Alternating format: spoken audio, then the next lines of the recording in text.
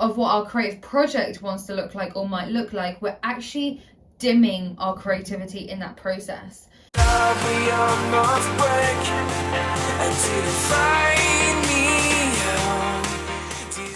Clearly the universe is like, Annie, you don't need any more Palo Santo. We're just gonna, I can smell a bit. There we go, guys. Palo Santo. Hi guys, welcome back to another episode all about creativity, how to spark your inspiration again, how to find a deeper meaning in your life and create the life you desire. If you're new here, welcome. My name is Annie. I am your host and I talk all things to do with spirituality, manifestation, how to create the life that you want, creativity, and so much more. And if you stay tuned to the end, I'm going to give you a few little shares of what actually made me go from one step to like 10 steps over a period of time. And you can learn this and skip a load of steps that I had to go through in that process too. So today's topic is all about how can we have a practice of creative journaling for self-reflection. Why we do self-reflection, that is a good question. I'll cover that as well. But today I almost want to take you through and help you learn a new way of journaling that can benefit you in your day-to-day life and get you to where you want to be.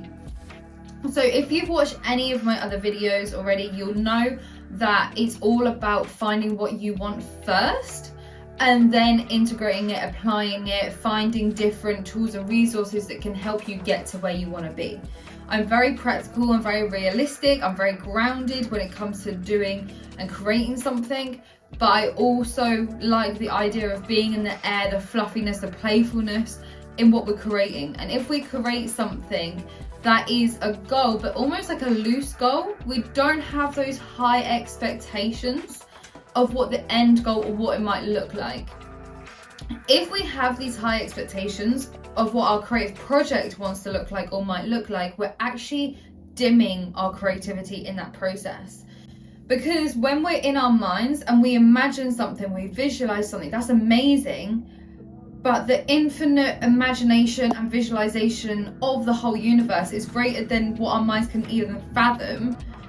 How about we create something loosely and set a goal loosely, but let be and let God take over, or universe, whatever you like to call it. Because the universe can create something so much more expansive than what we can even imagine in here.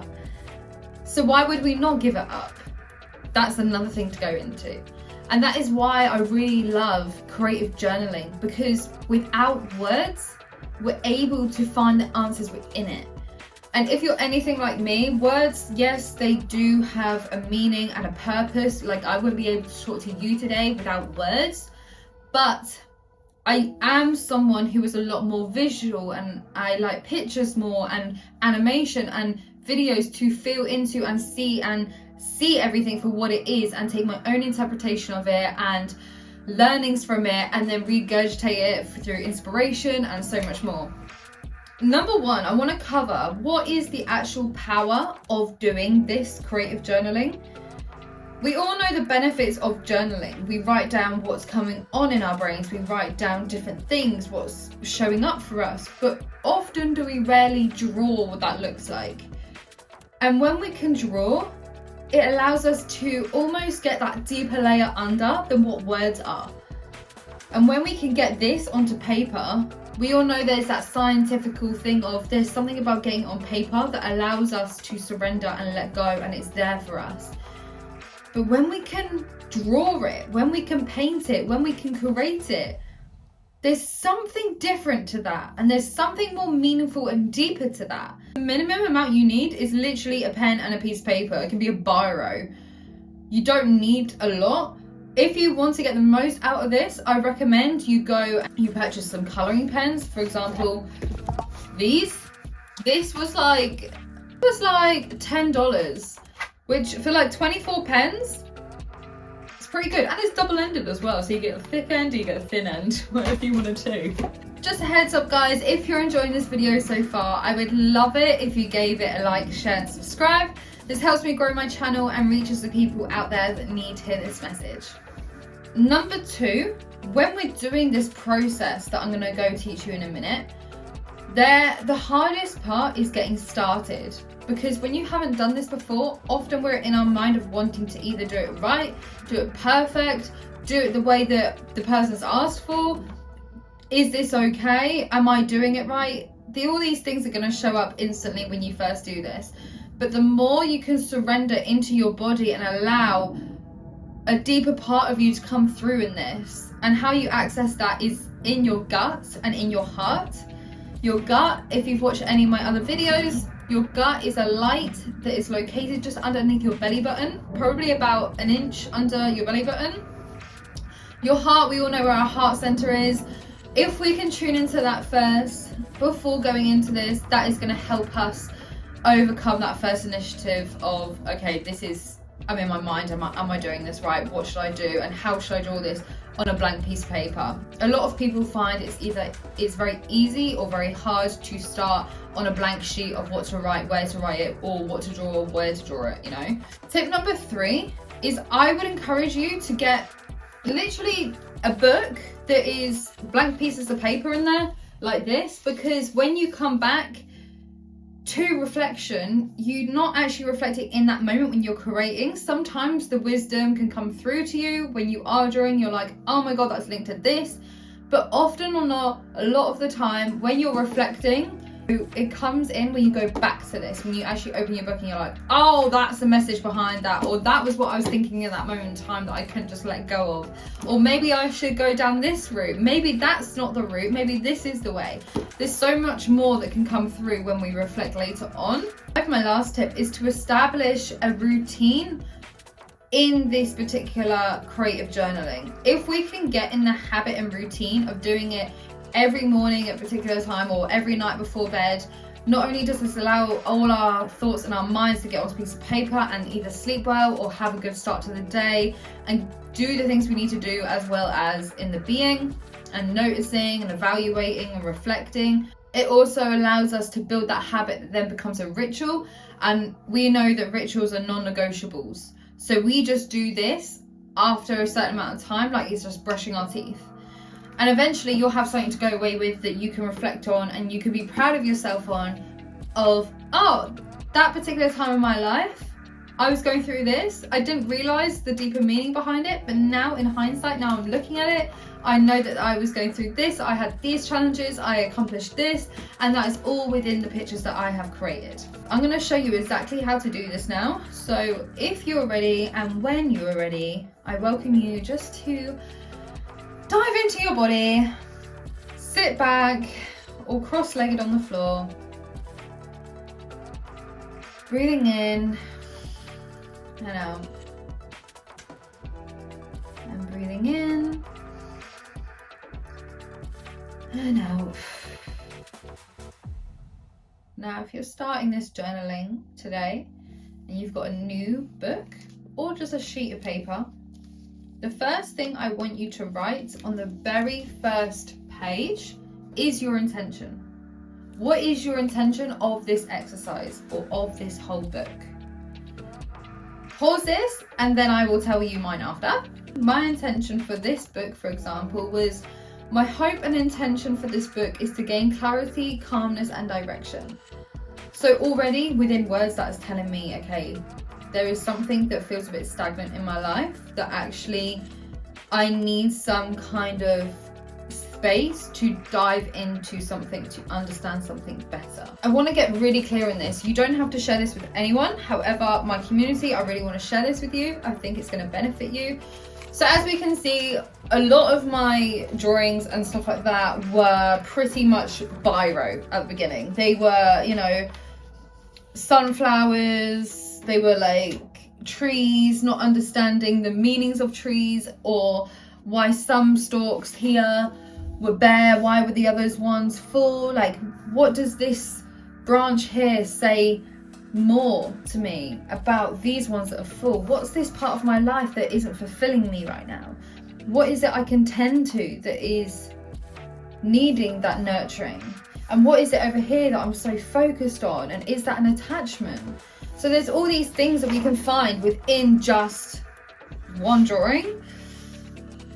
You don't have to fill the whole page. This was not full at all. But when we go a bit further in, and this is where I purchased pens. Ta-da! So we can see here, this was another journaling morning I had. For some reason, my palm tree, this is how I see the world. And bless her heart, someone else in my life, I felt that they were seeing through the lens of this side of the palm tree, where we can see the roots aren't as clear, they're not as nourished, they're not as cared for, they're not getting the right nutrients from the soil. And I had a deeper dive into this of, okay, who is this? Who does this represent? Is this a part of me? Is this someone outside of myself? Is this a community, an organization? Is this something I'm doing? And we can look at this in a way without judgment, but just curiosity. And understanding, okay, this side of what I've created, is this my present moment? Is this my past? Is this my future? Is this my inner child? And when we can get really curious on these different parts and ask these questions and listen to our heart space of what it's telling us, we can find those deeper answers within that. Keep playing this video, listen to this music, have 5-10 minutes of doing this, and then at the end, I'm going to ask these particular questions that may help you find that breakthrough moment for you in that.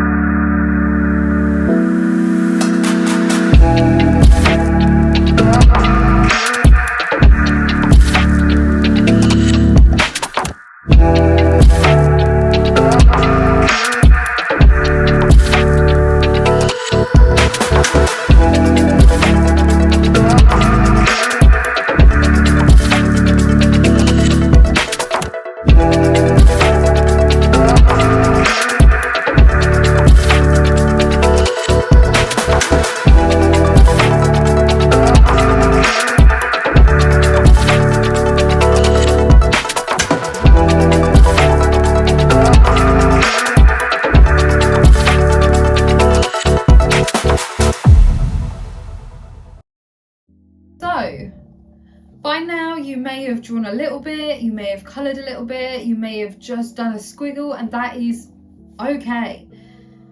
I want you to put your pen down and I want you to just breathe. Put your paper aside and just listen to my voice. Before we look at this picture that you have created, know that this is not an exercise that is about doing the best that you can. It's not about accomplishing the best thing you can, and it's not about having a particular talent in this. This purpose of this exercise is, it doesn't matter how much you drew or how little you drew, there is a message for you waiting in this particular creation that you have just made. So now we can approach this with just curiosity and no judgment. I invite you to open your book, have a look at the page that you have just drawn on, and I'm going to give you these questions to think about whilst looking at this. So this is the reflection phase. This is where we can reflect on our internal world through our creations. We have experienced in our internal world something, and in our internal world we are getting this energy out onto paper and into a drawing, and from that drawing this is our mirror.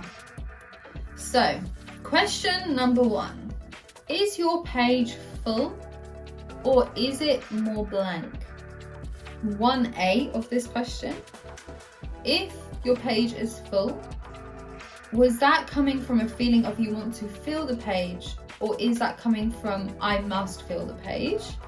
If the page is blank, is that coming from an emotion of not knowing where to start, to begin, maybe confusion?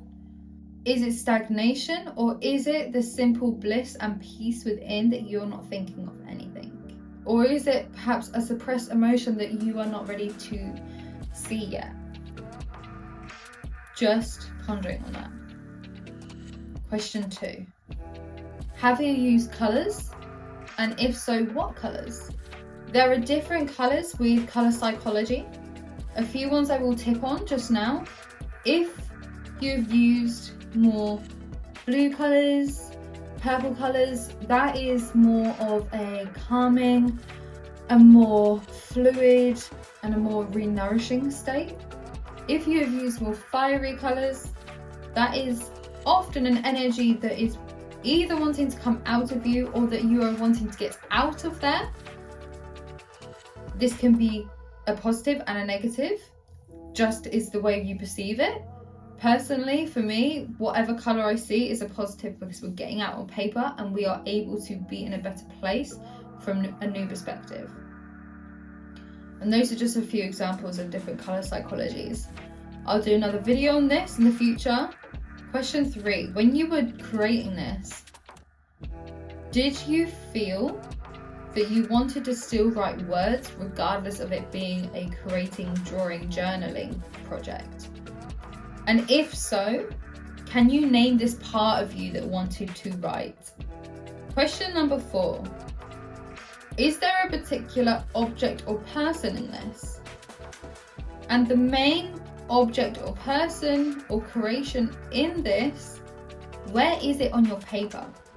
Is it on the left? Is it the right? Is it the top left? Is it the center? Is it the bottom right? Just naming that. And how big or small is it? Is it taking up majority of your page or is it taking very little? And these little prompts are going to be really interesting for you to reflect on. I'm not going to give you the meaning right now of what they mean, but what I'm saying is this is really important for you to know for the future. Number 6,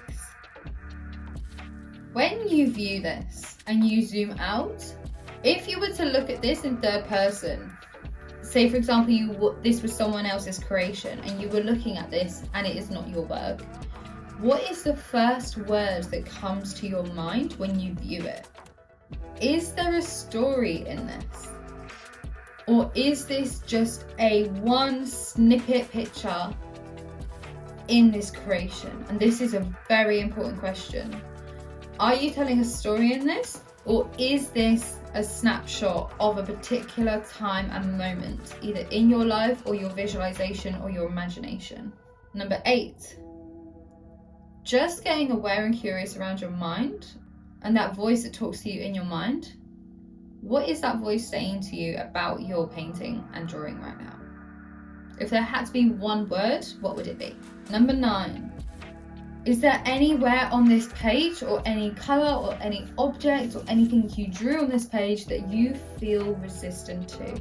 We tap into this through our heart space, and you can take as long as you like with this one. You can pause this video because this is going to be the biggest question you can ask yourself right now.